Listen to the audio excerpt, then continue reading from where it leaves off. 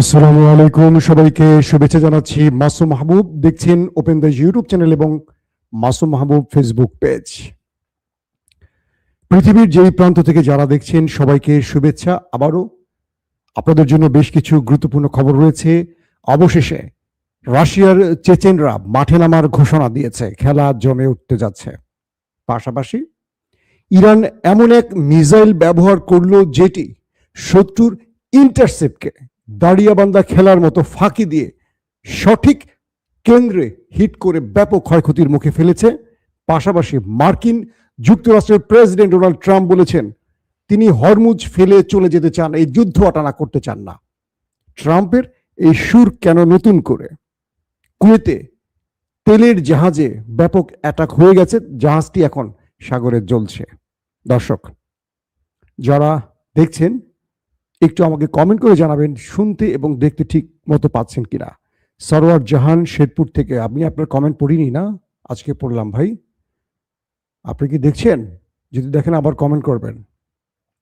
আমি আপনাদের কমেন্ট পড়ি, বাট লাইভে কমেন্ট পড়ার সুযোগ হয় না সবসময়, কারণ প্রচুর দর্শক দেশ বিদেশ থেকে অপেক্ষায় থাকেন।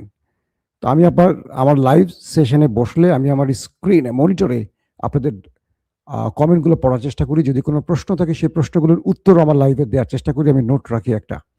দর্শক ইরাক থেকে দেখছেন না? আপনার নামটা কি? ইরাক থেকে যিনি দেখছেন, জামালপুর সদর থেকে দেখছেন। জি, শুনতে এবং দেখতে পাচ্ছেন সবাই।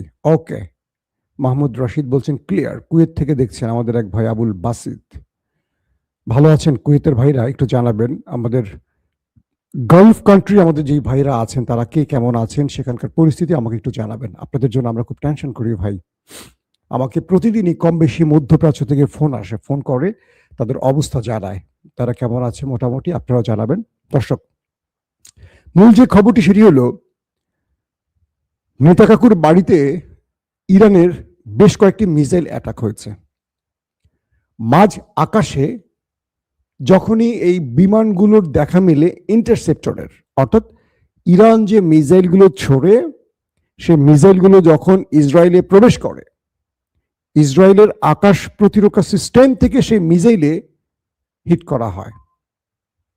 যখন ইরানের মিসাইলের সাথে পথে মানে আকাশ পথে ইসরায়েলের এন্টি মিসাইলের দেখা হয়, একটু হাত দিয়ে দেখে, আমি পরবর্তী লাইভে ভিডিওটি দেখাবার চেষ্টা করব। তো ধরেন এই মিসাইলটি ইরানের আসছে, উপর থেকে ইরানের মিসাইলটি আসছে, নিচ থেকে ইসরায়েলের এন্টি মিসাইলটি আসছে। যখনই এই মিসাইলটি আকাশে এসে দুজনের মুখোমুখি হয়, এটা আস্তে স্লো হয়ে আস্তে করে ইরানের মিসাইলটি আবার উপরে চলে যায়, আর এটিও উপরে যায়, তখন এটা আবার নিচে নেমে ঠিক টার্গেটে গিয়ে হিট করে এটা উপরে চলে যায় ফাঁকি দিয়ে। তো এইরকম একটি মিসাইলের পেছনে 4টি মিসাইল মারে ইসরায়েল।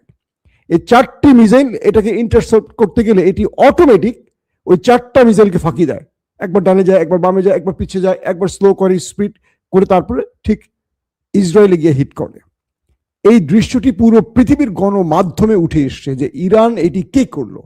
পৃথিবীর ইতিহাসে এই প্রথম কোন মিসাইল যেটি তার গতিপথ পরিবর্তন করছে এবং মাঝ আকাশে এটি সোজা না গিয়ে এটি বাঁকা পথ অবলম্বন করেছে। আমি কি বোঝাতে পেরেছি আপনাদের? অর্থাৎ যে মিসাইলটি সোজা এসে হিট করবে নেতা কাকুর বাড়িতে, সেই মিসাইলটি পথে যখন ইন্টারসেপ্টরের মুখোমুখি হয়, এটি পথে এসে তার অবস্থা স্লো করে হয় নিচে অথবা উপরে অথবা একটু ব্যাক, তারপর কাঙ্ক্ষিত টার্গেট। আর এইটি এন্টি মিসাইল তো এটি না, এন্টি মিসাইল ওটাকে দেখে হিট করবে। এটি যখনই দেখছে এটার গতিপথ পরিবর্তন হয়েছে তখন এটা অটোমেটিক ফাঁকা জায়গায় গিয়ে হিট করে ওটাও ইসরায়েলের ক্ষতি করেছে। অর্থাৎ ইন্টারসেপ্টর ব্লাস্ট হয়েও হতাহতের খবর পাওয়া যাচ্ছে সেই দেশটির ভেতর থেকে। এটা কি কারিশমা দেখালো ইরান বলেন? এই পর্যন্ত যুদ্ধের ইতিহাসে আমেরিকাকে নিয়ে যতগুলো মিথ আছে, বলা হয় আমেরিকা সবসময় আক্রমণ করতে পছন্দ করে, কিন্তু পৃথিবীর খুব কম দেশ আছে যারা আমেরিকাকে পাল্টা আঘাত করার সাহস করে।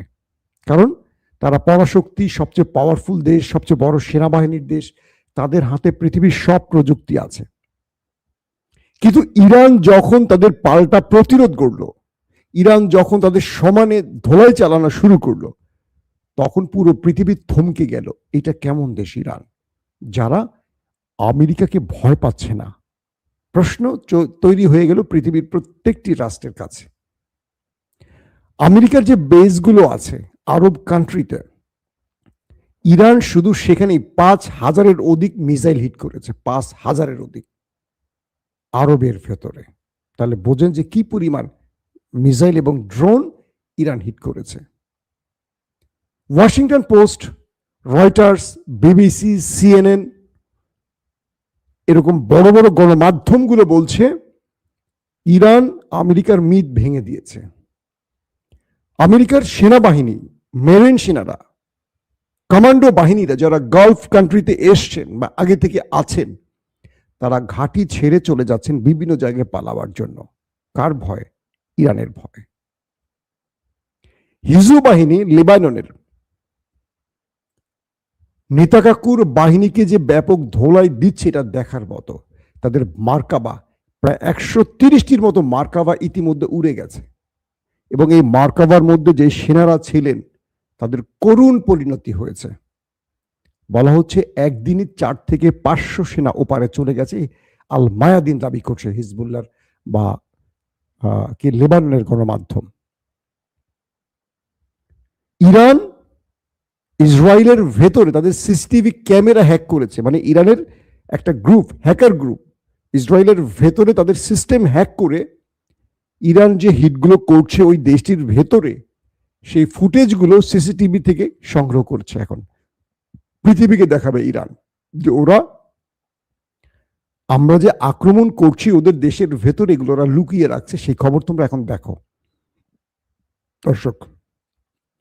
তো ইরান যে ওদেরকে আক্রমণের সময় এই যে ভেলকি দেখাচ্ছে, এই ভেলকিগুলো এখন পুরো পৃথিবীর কাছে অবিস্মরণীয় হয়ে যাচ্ছে। একটা মিরাকেল হিসাবে গেছে যে ইরান এই মিসাইলগুলো কি করে বানালো, আর এই মিসাইলগুলো কি করে আকাশে এসে শত্রুর ইন্টারসেপ্টরকে এইভাবে ফাঁকি দিতে পারে। 2 নম্বর খবর, হরমুজ থেকে এবার চলে যাওয়ার সিদ্ধান্ত নিয়েছে আমেরিকা। ডোনাল্ড ট্রাম্প জানিয়েছেন তার একক ঠেকা পড়ে নাই, তিনি ইরানের সামনে একা লড়াই করবেন। আহা হা হা হা হা, কি হলো বিষয়টা? মিস্টার ট্রাম্প, আপনি তো অনেক কিছু করবেন বলে ঘোষণা দিয়ে এসছেন, এখন কি হলো? বলছে যে ইউরোপ, নেটো, গালফ কান্ট্রি আমেরিকাকে একা করে চলে গেছে, কেউ সাহায্য করছে না। যে আমেরিকা প্রথমে 48 ঘন্টা, পরবর্তী 5 ঘন্টা, পরবর্তী 5 দিন, তারপর 10 দিন সময় দিয়েছিল ইরানকে, এবং গতকালকে বলা হয়েছিল আমেরিকার পক্ষ থেকে যে ইরানকে জাহান্নাম দেখাবে তারা। আজকে ট্রাম্প বলছেন যে হরমুজ প্রণালী তাদের একক দায়িত্ব নয়, তারা চলে যাবেন এখান থেকে। কারণ আজ ইরানের পার্লামেন্টে হরমুজ প্রণালীতে টোল আদায়ের বিষয়টি পার্লামেন্টে পাশ হয়ে গেছে। অর্থাৎ আন্তর্জাতিক যত জাহাজ গালফ কান্ট্রি থেকে হরমুজ ব্যবহার করে এখন তেল বহন করবে, তাদের প্রত্যেককে নির্ধারিত ফি ইরানকে দিতে হবে। এই যুদ্ধ ইরানকে তার অধিকার প্রতিষ্ঠা একটা বড় সাহসী পদক্ষেপ নেয়ার সুযোগ করে দিয়েছে। আমেরিকা কেন এখন পালাচ্ছে এই প্রশ্ন আসতে পারে। কারণ আমেরিকা যখন ঘোষণা দিয়েছিল তারা খার্গ আইল্যান্ডে কমান্ডো নামাবে, প্যারাটুপার নামাবে, তখন নতুন করে রাশিয়া থেকে আরেকটি সারপ্রাইজ চলে এলো। রাশিয়া সারপ্রাইজ দিল ভ্লাদিমির পুতিনের দেশ। ভ্লাদিমির পুতিনের সবুজ সংকেত, গ্রিন সিগন্যাল পেয়ে চেচেন প্রধান রমজান কাদিরভ ঘোষণা দিয়েছেন তারা ইরানের পক্ষে এবার যুদ্ধে নামতে যাচ্ছেন। তারা এটাকে ধর্মযুদ্ধ বলছেন, এটাকে রিজিওনাল বলছেন না। তার মানে আমরা কি বুঝলাম? এই চেচেনদের আফগানের পক্ষে যুদ্ধের ইতিহাস আছে, এই চেচেনদের আমেরিকার বিরুদ্ধে বা আমেরিকার মিত্রদের বিরুদ্ধে যুদ্ধের লম্বা ইতিহাস আছে। এখন তারা ঘোষণা দিয়েছে যদি আমেরিকার কমান্ডো ইরানের স্থলে অ্যাটাক করতে প্রবেশ করে তবেই চেচেনরা ইরানের হয়ে এই যুদ্ধে নেমে পড়বে। বিভিন্ন গণমাধ্যম এই বিষয়গুলো জানিয়েছে। বিষয়টা কি বুঝতে পেরেছেন? অর্থাৎ ইরান তো এখন লড়াই করছে। রমজান কাদিরভের চেচেন রাশিয়া থেকে গ্রিন সিগন্যাল নিয়েছে, তারা কিন্তু ইউক্রেনেও লড়াই করেছিল রাশিয়ার হয়ে, এবং তারা ব্যাপক সাফল্য পেয়েছিল। বলা হচ্ছে রক্তচক্ষু চেচেনরা যারা মাঠের লড়াইতে বীর দর্পে লড়তে পারে শত্রুর বিরুদ্ধে, শত্রুর জন্য আতঙ্ক সৃষ্টি করতে পারে, সেই চেচেনরা রাশিয়ার অনুমতি পেয়েছে, মানে ভ্লাদিমির পুতিনের অনুমতি পেয়ে গেছে। যদি আমেরিকা তার কমান্ডো বাহিনী ইরানের ভেতরে নামায়, তাহলে চেচেনরা ইরানের হয়ে এই লড়াইতে মাঠে নামবে ইরানের পক্ষে। খেলা এবার জমে গেছে। শুধু তাই নয়, আরো অনেক বাহিনী, হুতিরা, হিজবুল্লাহরা, তারাও বলেছে তাদের বিভিন্ন ফরমেট, গ্রুপ, ব্যাটালিয়ন এই লড়াইতে নেমে পড়বে যদি আমেরিকা ঢুকে পড়ে। ইরান বলছে যে আমরা আমেরিকার সেনাদের জন্য অধীর অপেক্ষায় আছি। আমাদের এই অপেক্ষাটা হলো কখন তারা আসবে, তাদেরকে ওয়েলকাম করার জন্য আমরা ওয়েট করছি। আমরা 47 বছর পর আমেরিকাকে আমাদের মুখোমুখি পেতে যাচ্ছি। এই কথাগুলো আমেরিকার সেনাদের বুকে ধুক ধুক ধুক ধুক। একটা ভিডিও দেখলাম মার্কিন গণমাধ্যম, গ্লোবাল টুবাল, আরো কয়েকটা গণমাধ্যমে। মার্কিন সেনারা দাঁড়িয়ে আছে, যুদ্ধে যাবে, তাদের পরিবার তাদেরকে জড়িয়ে ধরছে, তারা হাউমাউ করে কেঁদে দিচ্ছে। ইরানের বিরুদ্ধে যুদ্ধ করতে যাওয়ার পথে তারা যদি এভাবে হাউমাউ করে কাঁদে, তাহলে বলেন বাকি সেনাদের মোরালিটি কোথায় গিয়ে ঠেকে গেছে। তাদের পরিবার বলছে আমার সন্তানরা যুদ্ধে যাচ্ছে, এই যুদ্ধ আমাদের পক্ষে নয়, এটা আমেরিকার যুদ্ধ নয়, এটা ইসরায়েলের। তাদের সন্তানদের বলছে আমরা ঈশ্বরকে বলছি তোমরা ফিরে আসো। আর ইরান বলছে হাঙরের খাদ্য বানাবো তোমাদের, পারস্য সাগর তোমাদেরকে আসার জন্য আমন্ত্রণ জানাচ্ছে, কিন্তু যাওয়ার জন্য আমন্ত্রণ, যাওয়ার জন্য তোমাদেরকে বিদায় করবে না, টাটা বাই বাই দিবে না, তোমাদেরকে ওপারে পাঠাবে। ইরানের 10 লক্ষ স্বেচ্ছাসেবী, কি বলবো, ফাইটার, এটা মূল ফাইটার নয়, এটা 10 লক্ষ স্বেচ্ছাসেবী ফাইটার রেডি, তাদের 50,000 সেনাকে মোকাবেলা করার জন্য। 50,000 তো ভিতরে ঢুকবে না। প্লাস ইরান বলছে যদি আমাদের ভূমিতে পা রাখে, পাগুলো আর ফেরত যাবে না। পাশাপাশি যে বিশ্বাসঘাতকরা আমাদের ভূমিতে ওদেরকে ঢোকায় সহযোগিতা করবে, আরব আমিরাত, কুয়েত বা যারাই করবে, বাহরাইন, আমরা তাদের সীমান্তে ঢুকে পড়ব, আমরা সেখান থেকে তাদের ভূমিতে প্রবেশ করব, আমরা ছাড় দিতে প্রস্তুত নয়। এখন এই রমজান কাদিরভ যদি ঢুকে পড়ে ইরানে আর মুখোমুখি হয় আমেরিকান সৈন্যদের সাথে, খেলাটা কোন লেভেলে চলে যাবে বুঝতে পারছেন। আস্তে আস্তে এটা বিশ্বযুদ্ধের দিকে চলে যেতে পারে। কুয়েতের জাহাজ, মানে প্রায় 3 থেকে 4 লক্ষ টন তেল বহনকারী একটি বিশাল আকারের জাহাজ আল ফালাভি, এটি ইরানের টার্গেটে পড়েছে। বলা হচ্ছে, তারা বলছে যে ইরান টার্গেট করে এটাকে হিট করেছে এবং আগুন ধরে গেছে। গভীর রাত পর্যন্ত এটাতে আগুন জ্বলতে দেখা গেছে। এখন এই পরিস্থিতির মধ্যে সৌদি আরবের সুর নরম হয়ে গেছে, বাকিদেরও সুর নরম হয়ে গেছে, কিন্তু ইরান বলছে, আব্বাস আরাকচি আজকেও বলেছেন, আমরা বিশ্বাসঘাতকদের ছাড় দেব না, তবে আমরা আমাদের বন্ধুদের সাথে অন্যায় করব না। বন্ধু বলতে তারা কাতারকে বুঝিয়েছে, হয়তো মোহাম্মদ বিন সালমানের সৌদি আরবকে বুঝিয়েছে, কারণ সৌদি আরবের সাথে ব্যাকডোরে তাদের কোনো আলোচনা হচ্ছে, এরকমটি ধারণা করা হচ্ছে। এখন এই লড়াইয়ের এই মুভমেন্টে এসে আমেরিকা বা ডোনাল্ড ট্রাম্প এসে ঘোষণা দিলেন, এটি তার নতুন ঘোষণা নাকি তিনি আবারও প্রতারণার ফাঁদ পাততে চাচ্ছেন? কারণ তিনি সকালে একটা বলেন, দুপুর একটা বলেন, রাতে একটা বলেন, বিকালে একটা বলেন, তার টাইম টেবিল নেই, তখন তিনি কখন কোনটা বলেন। তো ইরান বলছে যে শত্রুর কোনো ফাঁদে ইরান পড়বে না। ইরান তার সর্বোচ্চ প্রস্তুতি নিয়ে রেখেছে, যতদিন না গালফ কান্ট্রি থেকে ওরা না পালায়, যতদিন না ওদের উপর থেকে আন্তর্জাতিক নিষেধাজ্ঞা না তোলা হয়, যতদিন না ওদের ক্ষতিপূরণ দেয়া হয়, ইরান এই লড়াইটা চালাবে। আজকে যেহেতু হরমুজ প্রণালী থেকে টোল আদায় পার্লামেন্টের বিল পাশ হয়ে গেছে, তাহলে শিগগিরই এখান থেকে ইরান টোল আদায় শুরু করবে। আর এই সময়টি এসে ট্রাম্প বলছেন তিনি এই অঞ্চল ছেড়ে চলে যাচ্ছেন।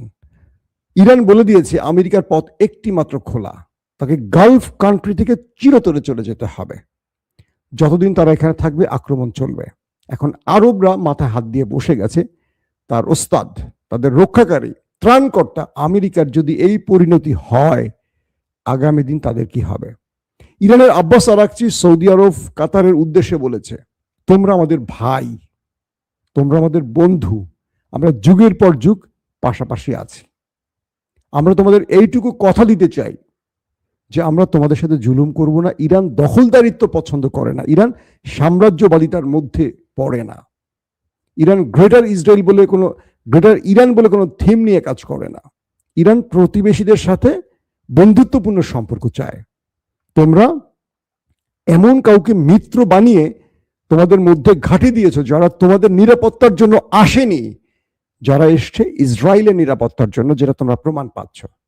তাহলে তোমরা চুপ করে আছো কেন? তোমরা তোমাদের শত্রুকে চেনার চেষ্টা করো।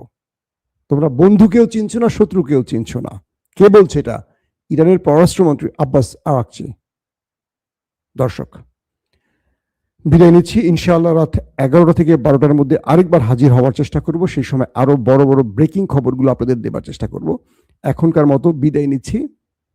আমি অনেকের নাম বলিনি, আপনারা কেউ কষ্ট পাবেন না। রাজশাহী থেকে দেখছেন, আগ্রাবাদ চট্টগ্রাম থেকে ফারুক দেখছেন, মুম্বাই থেকে দেখছেন, জি মালয়েশিয়া থেকে দেখতেছেন আমাদের এক ভাই মুকসিদুর রহমান। আজকের মতো বিদায় নেই ভাই। আপনাদের কোনো যদি প্রশ্ন থাকে অবশ্যই রাত 11টা থেকে 12টার মধ্যে যে লাইভে আসবো সেখানে প্রশ্নগুলো করবেন। চুয়াডাঙ্গা থেকে আশরাফ, সন্দীপ গ্রাম থেকে দীপ সুপিয়ান, সন্দীপ আসবো বেড়াতে, দাওয়াত করলে একবার।